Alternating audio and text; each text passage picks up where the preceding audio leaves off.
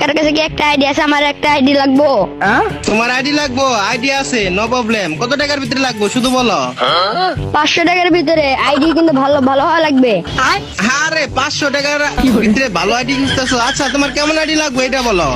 এই তো hip hop, golden T shirt আর 4-5টি ভোগান। হ ভাই, সবই পাবা, সমস্যা নাই। কি কি গোল্ডেন টি শার্ট মানে বুঝলাম না, এটা আবার কেমন? এটা কি নতুন আসছে নাকি? Black T shirt, hip hop আর 4-5টি ভোগান। আমিও খেলবো তোর আইডিতে কাউসার, বুঝছো?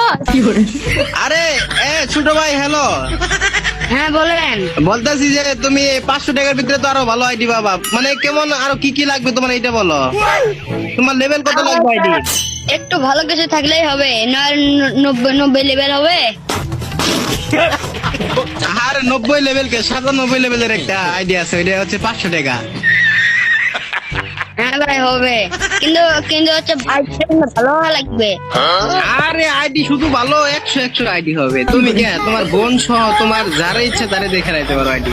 কাউসার আমিও খেলবো তোর আইডিতে, ঠিক আছে? আরে আইডিতে দুইজন খেললে কিন্তু বাজেট বেশি। কেন, কি হয়েছে আইডিতে?